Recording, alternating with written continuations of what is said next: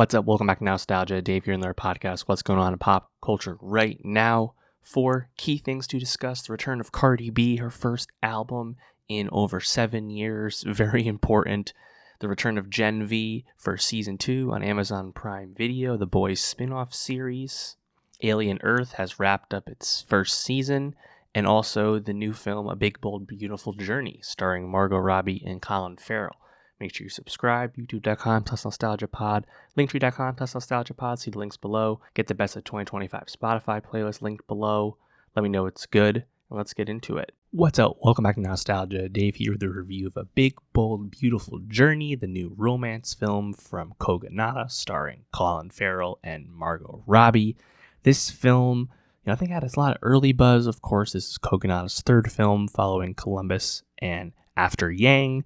Of course, Margot Robbie has reached new heights once again post Barbie. Colin Farrell also staying very busy, winning a Golden Globe for HBO's The Penguin.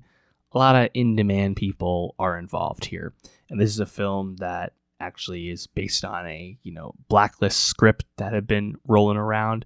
But there's, I think, the first instance of maybe some eyebrows being raised regarding this film after the early hype and, headlines that people were excited about was that this film skipped all the fall festivals despite coming out in September.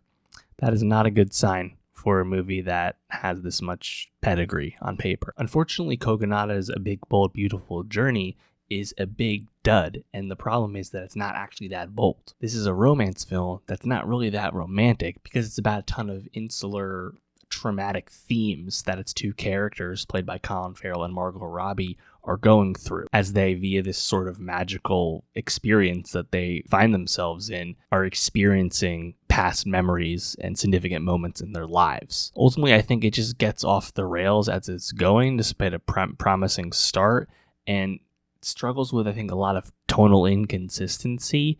And while I liked Farrell and Robbie's chemistry, I just don't know if all this really comes together all that much. I mean, the movie really lost me about halfway through, unfortunately. The concept of, time traveling and revisiting and remixing past trauma and past memories, it's interesting because you have these two characters and we're taking turns doing it in each other's memories while they're both there. It feels like we're on divergent paths the entire time and we're never really coming together. And meanwhile, I think the movie visually is presenting itself in a nice way. I think the colors really pop on the film. There's some fun angles and filmmaking techniques. Noticeably filmed in California. You can totally tell during all the driving scenes that that's where they are, which is nice. A supporting cast that is, of course, up to snuff as well, with Phoebe Waller-Bridge, Kevin Kline, Billy Magnussen, Hamish Linklater. There's pedigree everywhere. At the end of the day, I just didn't really buy the relationship between the two leads here. I just didn't find it super emotional or, romantic as it's supposed to be. I just found it, honestly, Bummer City way too much. I thought this was going to be a lot more pleasurable than it ended up being, but going back to when Margot Robbie's character Sarah found out her mom died, or going back to when Colin Farrell's character got his heart broken by a girl in high school during the drama club play. It's these are cool. Some of these scenes actually work pretty well. I think the show-tuney nature of the drama club play, watching Colin Farrell stand in for his teenage self, that works in a vacuum, but the movie doesn't really pick up the pieces from each of these moments, So it's to me it's a lot of telling and not enough effective showing. Yeah, I was just kind of ready for the movie to end. I think the concept of this car rental company run by Phoebe Waller-Bridge and Kevin Kline, Waller-Bridge for some reason doing a thick generic German accent, not sure why. I feel like that, because that's the facade of why this mystical stuff is happening to them. I feel like that could have been not explained more, but just there could have been more to it. Just kind of broad again. I mean, I like the GPS unit that's in the rental car that's dictating their journey as they go on it, voiced by Jodie Turner-Smith. It has an old school retro-y visual to it. that was cool, I guess. But yeah, I kind of just struggle with the movie, and obviously big fan of Margot and Colin. They've been crushing. They're continuing to crush, looking ahead to their future projects. Kogonada, though, it's like Columbus was such a breakout, as him becoming a filmmaker for the first time, having been a music video director and a photographer, was it as well. Columbus was a huge breakout, right? Haley Lou Richardson coming onto the scene out of that movie. Then After Yang, a sci-fi film featuring Colin Farrell as well. That film, that's a movie that I like aspects of it. I think it's a good film, but it wasn't great. And now you have Bigfoot Beautiful Journey, which is definitely not great. So I think Kogonada has 2 times in a row made a film worse than his previous film. Not a good place to be. That being said, there's a lot of, again, competent aspects of the film. Was not his script, for what it's worth. So we'll see what happens moving forward for him. But yeah, let me know. What'd you think of A Big Bold Beautiful Journey? Did you like the film? If you did, let me know what you liked about it. Let me know what worked for you. And for more movie reviews, subscribe. And I'll see you next time. What's up, old Mike Nostalgia? Dave here with a review of Gen V Season 2, the superhero TV series on Amazon Prime Video. Of course, a spin-off of The Boys. Gen V, I thought, was a really effective spin-off of The Boys. And I think it makes a lot of sense that it worked as well as it did, because The Boys world has been so richly developed over the course of those several seasons that there's just so much lore and room to explore other corners that we're not spending time with the titular boys. And the concept of what The Boys as a world and a franchise is after, still very ripe, still very fresh. Gen V Season 2 makes a really smart decision to effectively reverse the conclusion of Season 1 and bring all of the main characters back to school, back to Godalkin University. The core concept of Supes at school, at college, learning how to be better superheroes under the watchful eye of the Evil Vought Corporation, that is the core appeal of what makes Gen V work. And I'm happy that we're back to that. We're not wasting much time getting back to it either. Gen V Season 2 is also grappling with the real-life death of Chance Perdomo. His character death is a big aspect of the first 2 episodes of Season 2, and we've learned that 5 episodes had been written that had to be redone due to his untimely passing on the way to filming Season 2. I do think they've managed to course correct as best they can despite the tragic circumstances, and I'm very hopeful for the future of this show just because I find the world of The Boys so ripe and unfortunately so incredibly relevant and prescient as the real life social commentary continues to ring incredibly true. Another key aspect of Gen V Season 2 is its new villain, of course, Cypher, this mysterious superhero character or superpowered character played by Hamish Linklater. Very excited to see Linklater cook. I also really enjoyed in episode 1 the presence of a Supes fraternity. Just some great lines early on in episode 1 here. What Supe can't chug 40 seltzers in an hour? They also show us that a former president of this frat at Godalkin was none other than the Deep, of course, from The Boys. That was fun. Seeing butt chugging from a Supe and the ability to actually make it happen and not kill yourself like you would in real life. Amazing to see. The name drop of having your podcast on Vodify, I really enjoyed. There was a Samurai Turn Pretty name drop, which was incredibly timely. I love to know how late in the game they added that. And yeah, I think Emma, going through it in a sense and self-medicating via being the ping pong ball in beer pong, just some good stuff there. Kind of reminds me of how the Pixar Monsters Inc. spinoff Monsters University had a frat scene, obviously in a PG fashion, but I just like the concept of the binge drinking and a fraternity setting in these fantastical lenses, and I think it's fun to spend time there in Gen V. I think in general, what I'm looking forward to a lot with Season 2 is that we're kind of dispensing with the pleasantries, right? rather than like trying to figure out what's going on at school and what bad stuff is going on in the woods and all that, right? It's like, no. All of our main characters, at least the ones that are good, they know shit's bad, and they're here somewhat against their own will and trying to resist the propaganda that Vought is spewing out of the school, right? I think that's just cool. I think it's just going to lend itself to more plot, as we progress with a lot of these characters.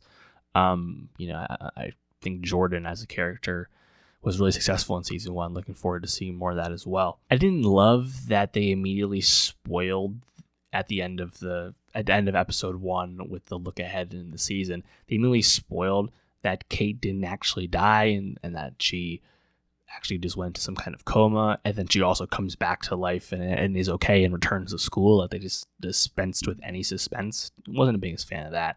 However, the concept of Cypher and the school training up all of their soup students and doing like a gladiator style battle technique kind of reminds me of how the Harry Potter movies portray the Dumbledore's army, like secret training that was going on in the Room of Requirement. Obviously, in this case, it would be as if like Umbridge was training all the wizards or something, like the bad guys are at the helm here.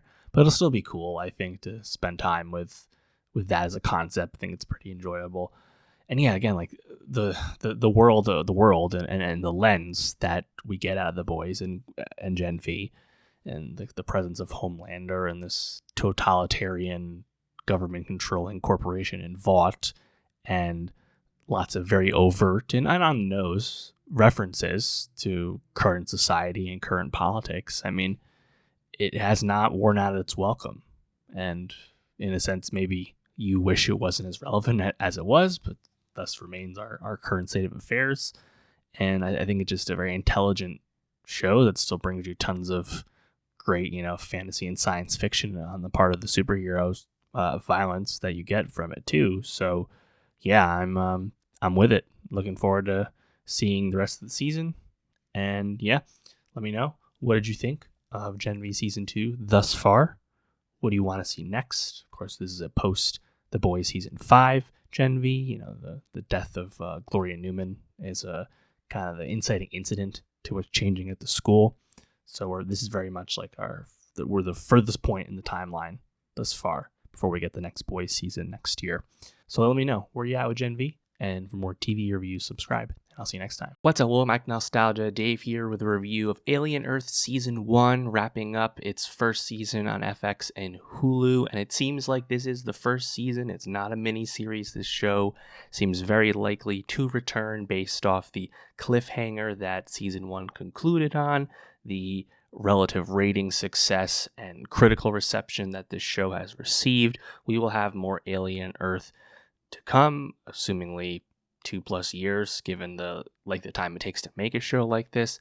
That being said, Alien Earth Season 1 is a great success. The show impresses on several levels because the production and visuals of this series are absolutely outstanding. The alien lore storytelling is thought-provoking and breaks a lot of new ground, and you have 2 exceptional performances from Babu Sise as Morrow and Timothy Oliphant as Kirsch. The world building really brings you into this series. Does every philosophical point that Alien Earth proposes completely net out? No. Does a lot of the plot conclude in more predictable manner by the end of the first season? Yes. That being said, this is a really great foundation, and I found myself incredibly entertained the entire time.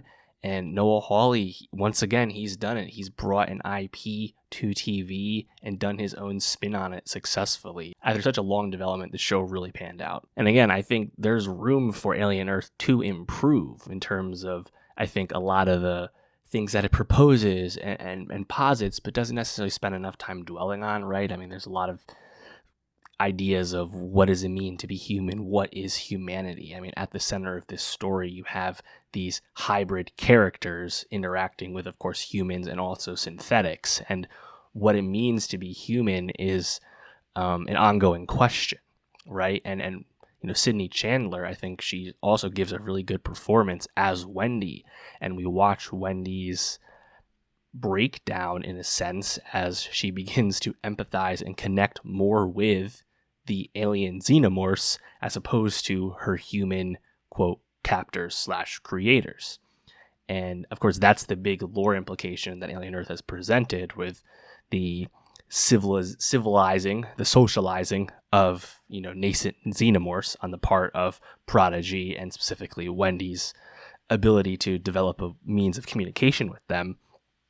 That's certainly something new for Alien, but nothing as I watched Alien Earth stood out to me as like, oh, that's like a bridge too far or anything like that. Alien is coming up on a 50-year-old IP at this point. We had the make you feel good familiarity of Alien Romulus just last year. Alien Earth is taking this franchise and this storytelling in a different direction. I think there's certainly room for both. And of course, Alien Earth definitely brings you a lot of the familiarity of core Alien, right? The haunted house aspect of trying to survive against xenomorphs on a ship in the recesses of space, right? Of course, the really stellar, I think, pilot to Alien Earth leading up to the crash back on Earth. Everything, all the time spent on that original Weyland-Yutani ship. And of course, we get this spectacular flashback. It was episode 5 or 6 of Alien Earth. That's just classic, like pure Alien. And I love that Alien Earth was able to give us that. And, right from the jump, too, again, with that really great start. I mean, we get a lot of xenomorph early on. I wasn't really sure how that would go if we were going to kind of build up to it. But there's definitely plenty of xenomorph as you go throughout the series. Also, I think really successfully was the introduction of a lot of new creatures, right? Weyland-Yutani's ship wasn't there just to explicitly collect xenomorphs. They collected some other specimens. And of course, the huge standout there is the eye alien, the eye monster, and its ability to possess a organic host. And everything going on with that, it seemingly having a level of intelligence, leading to it being able to kill one of the hybrids towards the end of the season. I think that was a really fun introduction.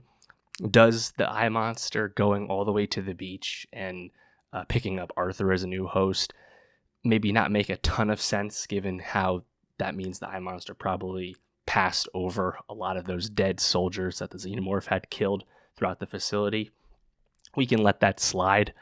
Looking forward to seeing more of the eye monster in season 2. Just some other things I liked about this season. I loved how each episode began with a brief title sequence that at the same time was serving as a recap of the previous episode and the previous, few episodes in the season.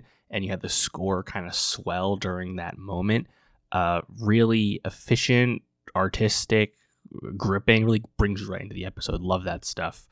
On the other side of that coin, the musical cues that we would get as an episode was about to end, usually like a lot of guitar, like a lot of rock, it felt a bit like out of place in a certain sense, a little less sci-fi than how the rest of the show's vibe was going. So interesting compare contrast, I guess, with the music here. Of course, as I said, 2 really tremendous performances here. Timothy Oliphant as Kirsch, of course, the synthetic for Prodigy for Boy Cavalier. Really, neurotic performance from Oliphant, who's such a charismatic, charming presence in most of his roles. Definitely off type for Oliphant, but I think he does a lot with the subtle mannerisms and quirks and gestures that he carries. Really great. And then his counterpoint in this season, of course, would be Babu Sisay's Moro, who is the cyborg from Yutani who survives the crash, and then I think gets, for a supporting character, gets, I think, a lot of nice moments throughout the season. Really cool how he corrupts one of the Prodigy hybrids and is like in his head. And I think there's some really awesome filmmaking where you see both of their faces kind of transpose on top of each other. In general, there's just tons of gorgeous shots throughout this season. But Moro returning back to Earth after all this time, and everyone, he left behind on Earth being dead. Of course, when he went out on his journey on the ship, it was for the head of Yutani's grandmother at the time, right? And then him kind of being a man without a country, and his only mission is really to finish what he started. I really love that motivation. I think Sisay in general, like, he has this really awesome energy and physicality to his character, but also I think a really like kind of unique intelligence in terms of how it fits in the season. I think Boy Cavalier, definitely a character I could have used I think a bit more depth to. I like the performance from Samuel Blanken. I think the Peter Pan motif for the most part worked, you know, for someone who's supposed to be so smart and so intelligent. We learned some of his backstory, right? Creating his first synth at age 6, things like that, right? And having that synth be his proxy in the adult world till he came of age, and, you know, of course, taking over many aspects of global life as one of the 5 big companies. We know all that. And he seems really fixated on intelligence and finding an equal and things like that. And that begins to fixate on the creatures and the eye monster particularly. But he does act pretty dumb at the end, underestimating, right, his creations and them becoming self-aware. And of course, the season concludes with the inmates running the asylum. But notably, everyone is still on the board. Really, nobody has died apart from, you know, one of the kids, right? Everyone else is still there. And you have that strict traditional cliffhanger, right? The Yutani warships are on their way to the Prodigy Island, and shit's about to pop off. And that's cool, but very curious. Like it's open, right? Like what's next? You have the Adam reveal in the finale that he was actually a synth, presumably the original synth that Boy Cavalier created. It makes sense why he never quite talked back to Boy Cavalier, never quite gave him the slap that he deserved when he would, you know, become outrageous in his requests and his desires. I think it lands fine. You know, again, we could have used a bit more. I think some stuff like I think the other hybrids and their struggles with their psyche and things like that. I think some of it's kind of up and down. I could have used a bit more. I think Alex Lothar's character, very important in the beginning of the season. His relationship with his sister in her, you know, hybrid form. It's a bit baseline for the second half of the season. It doesn't really progress all too much. But yeah, I mean, overall, I really can't be too critical just because I think if it came across to me as like a really sophisticated and, you know, thoughtful adaptation of Alien to the screen, as we know Hawley is really adept at doing at this point, and the Thailand setting in general, right? This was filmed on studio sets in Thailand and Bangkok, as well as an out location in Krabi and Phuket and places like that, and it just looks incredible, right? What a place to film for the Prodigy Island, right? It looks amazing, and even like the concept of New Siam, right, in the beginning of the season, I think that definitely had a true like cyberpunk vibe to it. I would love to get back to more time spent in an alien Earth city. That would be awesome. You know, I mean, I think the beginning of Alien Romulus, you know, obviously it was the have-nots we were spending time with in the beginning of that movie, but it's just cool to kind of be in the world. And, you know, I think we know there's 3 other companies, you know, controlling the world in this Alien Earth section of the timeline. I think we've heard the names dropped in passing or in the press release, but they're largely completely ill-defined. I believe one of them controls the moon of Earth at this point, but I would be very, very open to learning more about them and those faces. I'm sure, you know, someone at one of those other companies will be cast by someone pretty well known to us. That seems like an obvious play. We'll see. But yeah, Alien Earth, banger. Really happy with it. Really happy with it. Looking forward to season 2. Hopefully this gets the quick renewal and gets into production next year. Hopefully, maybe in the spring or something, and we can get this show returning in 2027. We'll see if that pans out. Let me know though. What'd you think of Alien Earth season 1? What'd you like most about it? And for more TV reviews, subscribe, and I'll see you next time. What's up? Welcome back to Nostalgia. Dave here with a review of Cardi B's second album, Am I the Drama? Cardi B, it's been almost 7.5 years since her debut album came out, Invasion of Privacy, of course, April 2018. It's been a long time, and of course, Cardi B has been around, of course, a major star, one of the A-listers in rap, of course, and certainly the face, the leader in the clubhouse in terms of the modern expansion of female rappers today, post Nicki.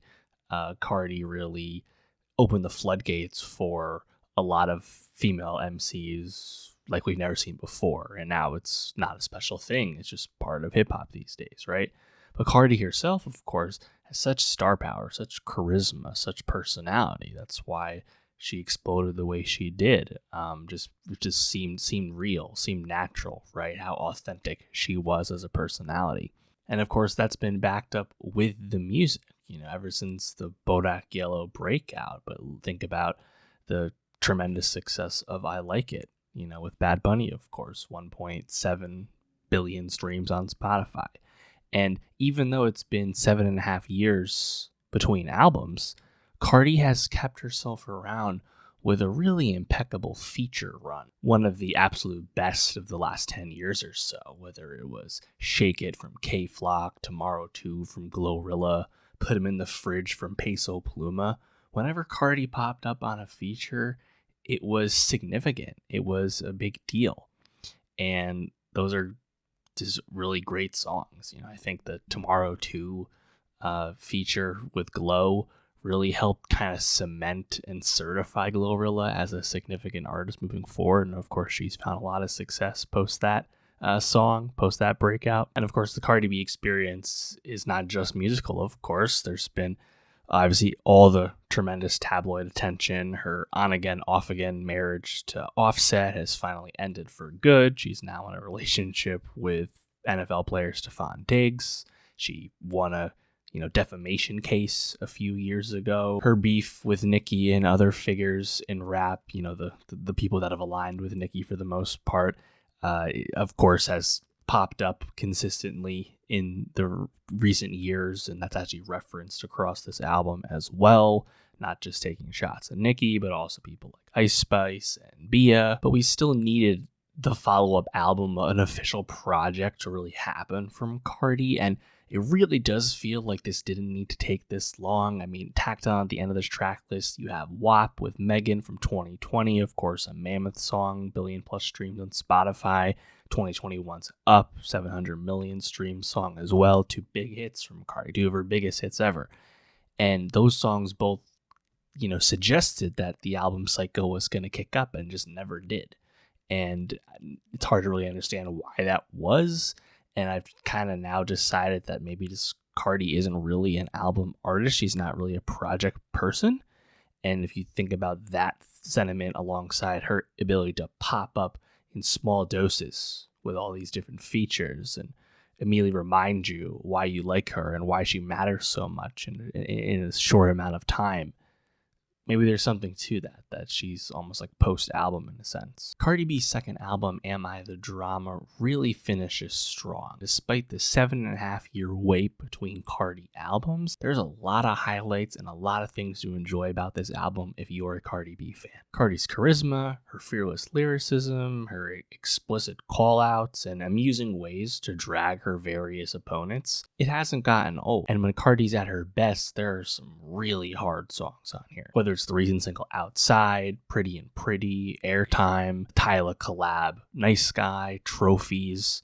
There's a lot of really, I think, memorable and really good Cardi songs here. Also some pretty solid collabs with people like Kalani and Selena Gomez, surprisingly. Cardi remains a talented performer, and the bars and messaging is what you kind of expect. It's not a surprise that Partisan Fontaine is a co-writer on the majority of this album, like he has been on the majority of Cardi's music. They continue to make a really great team. The biggest problem of all with this album remains that it just took too long to come out. This definitely didn't need to take this long, and I think if you stack it up, was this worth a 7.5-year wait? Probably not. But when you think about how much has happened in female rap in between the Cardi albums, this does feel like a nice bookend and still a very worthy entry. And even though, female MCs have really kept it moving in Cardi's relative absence, this album feels right at home and does not feel like it's time has passed it by the sound or anything like that. So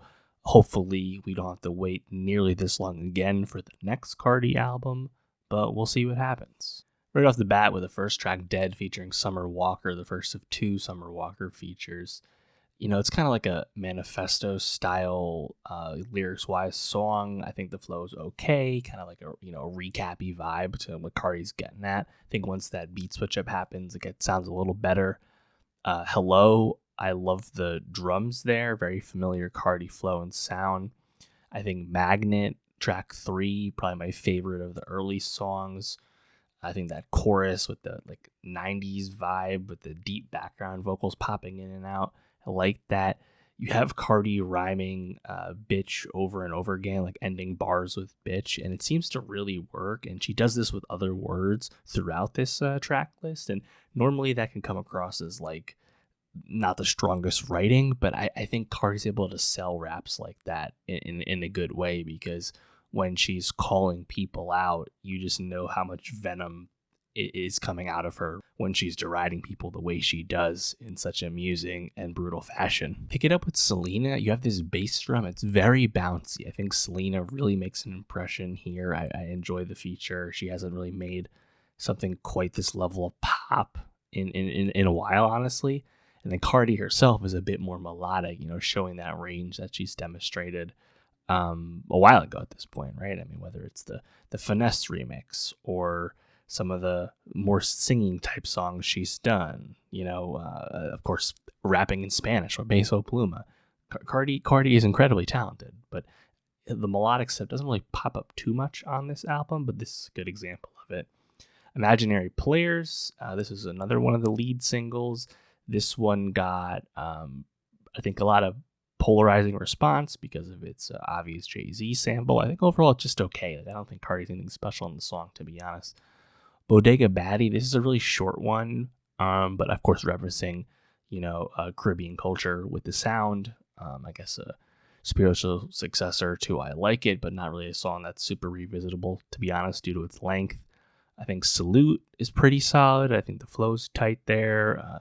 Cardi's riding the beat pretty well.